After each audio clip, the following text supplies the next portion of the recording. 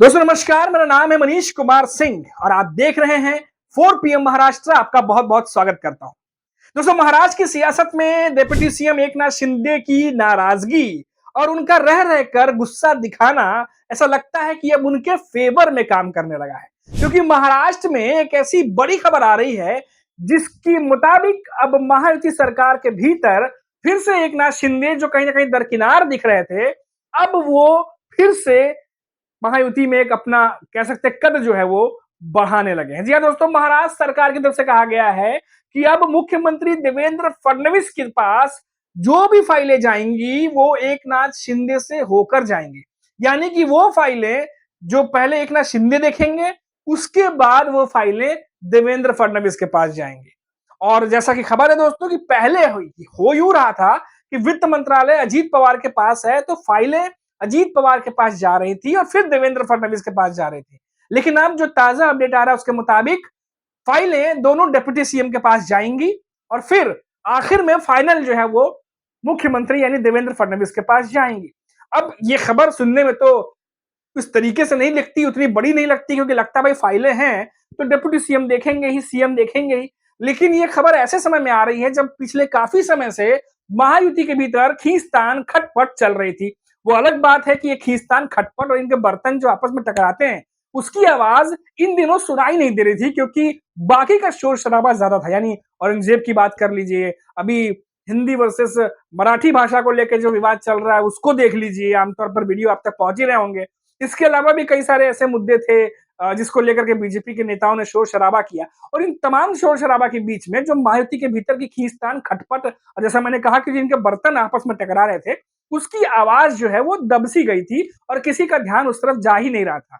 Guardian minister का आप देख लीजिए, अभी तक कोई सोल्यूशन नहीं निकला है, क्योंकि काफी समय से ये बात चल रही थी कि भाई दावोस गए थे 2 ढाई महीने पहले देवेंद्र फडणवीस, तभी ये बात हुई थी कि वो लौटेंगे तो गार्जियन मिनिस्टर पर फैसला कर लिया जाएगा, पालक मंत्री किसका बनेगा उस पर फैसला हो जाएगा। रायगढ़ और नासिक की बात कर रहा हूं मैं। वापस लौटने के बाद अभी तक कोई अपडेट नहीं है उस पर। और तो और जो एकनाथ शिंदे हैं वो काफी समय से इंतजार कर रहे हैं कि भाई उसका सोल्यूशन निकाला जाए। और शुरू से देखा गया कि चाहे वो सीएम पद का कुर्सी का रेस हो, चाहे गृह मंत्रालय हो, उसके बाद तमाम चीजें हो, सब कुछ एकनाथ शिंदे के खिलाफ गई।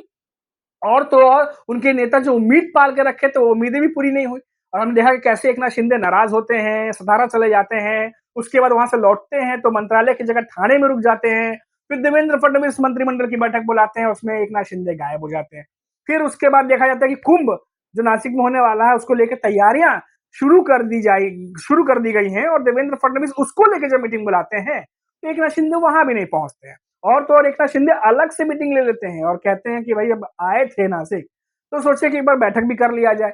अब जब वो अलग से बैठक करेंगे तो खबरें तो बनेंगी ही और इसी तरीके से ये खबर बनती रही। लेकिन अब जैसा कि कहते हैं कि महाराष्ट्र की सियासत में कभी भी कुछ भी हो सकता है, तो ये जो फैसला लिया गया है, अब जानकार ये मान रहे हैं कि महायुति के भीतर एकनाथ शिंदे को इस तरीके से जिस तरीके से अभी खबर आई है कि अब सारी फाइलें उन तक पहुंचेंगी, उसके बाद देवेंद्र फडणवीस देखेंगे, तो उनको जो है वापस महायुति में उनका कद बड़ा करने के लिए और एक मैसेज देने के लिए कि एकनाथ शिंदे जो है वो दरकिनार नहीं किए गए हैं, वो साथ ही है एक ये कदम उठाया गया। क्योंकि काफी समय से एकनाथ शिंदे के समर्थक हों या उनके नेता हों या एकनाथ शिंदे खुद हो, लगातार नाराज चल रहे थे और इसीलिए ये बात कही जा रही है। अब देखिए दोस्तों, मैसेज चाहे जो भी हो, लेकिन अब फाइलें निपटाने का जो तरीका है, जो प्रोसेस बन गया है, अब उसी तरीके से महाराष्ट्र में प्रोसेस अब रहेगा। यानी कि पहले वित्त मंत्रालय, उसके बाद शहरी विकास विभाग जो एकनाथ शिंदे के पास आता है, डिप्टी सीएम है, उसके बाद देवेंद्र फडणवीस के पास जो महाराष्ट्र के सीएम है।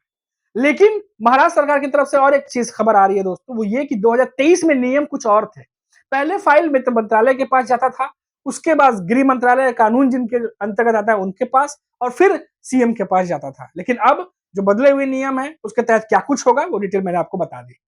अब दोस्तों यहाँ पर एक चीज गौर करने वाली है कि एक तो सरकार में जब फाइलें जाती हैं तो वो फाइलें लगातार कितना घूमती हैं और कितना समय लगता है वो हम सबको पता है। अब हम भी उम्मीद यही करेंगे कि भाई कम से कम प्रोसेस बना है तो काम जो है वो जल्दी हो। और क्या जो जानकार कह रहे हैं कि एकनाथ शिंदे को जो महाराष्ट्र के डिप्टी सीएम है, जो काफी समय से दरकिनार थे या किनारे थे, उनको ऐसा लग रहा था, उनके गुस्से को, नाराजगी को दूर करने के लिए किया गया है, क्या यही वजह है? या फिर क्योंकि शहरी विकास विभाग भी बहुत इंपॉर्टेंट विभाग है और वो एकनाथ शिंदे के अंतर्गत आता है। तो क्या ऐसे में कुछ और बात है जो मीडिया में नहीं आई है और जो महायुति के भीतर ये 3 प्रमुख नेता इनके बीच में हुई है, जिसके बाद एकनाथ शिंदे को भी इसमें शामिल किया गया कि आप भी फाइलें देखिए। अब वजह चाहे जो भी हो, लेकिन इतना ज़रूर है कि एकनाथ शिंदे भले सीएम ना रहे हों, डिप्टी सीएम हो गए हों, लेकिन फिर भी महायुति सरकार बनने के बाद तीनों नेताओं में खबरों में अगर कोई सबसे ज़्यादा रहता है, तो वो एकनाथ शिंदे ही रहते हैं। चाहे वो पहले नाराज़गी की खबरें को लेकर के हो, फिर देवेंद्र फडणवीस से मीटिंग से वो गायब रहे उसको लेकर के हो, फिर चाहे वो कुणाल कामरा वाला मामला हो, उसके बाद औरंगज़ेब के मामले को लेकर के विधानसभा के सत्र में जब बजट सत्र चल रहा था, उसमें जिस तरीके से एकनाथ शिंदे ने अबू आज़मी पर आरोप लगाए और जिस तरीके से उन्होंने स्टेटमेंट दिए, उसको लेकर के हो, तो लगातार महाराष्ट्र की सियासत में एकनाथ शिंदे जो है वो लगातार बने रहते हैं।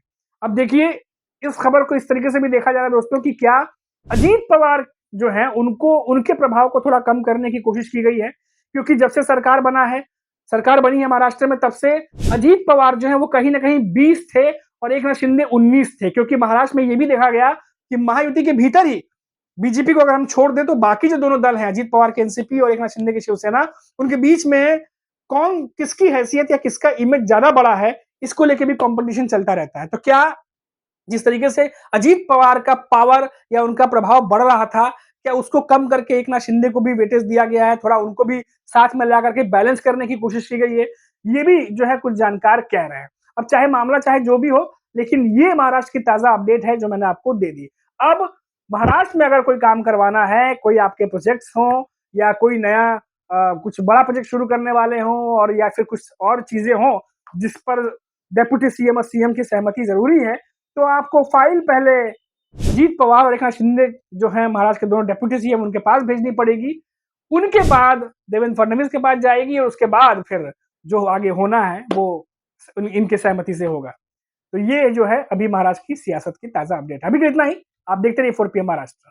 नमस्कार।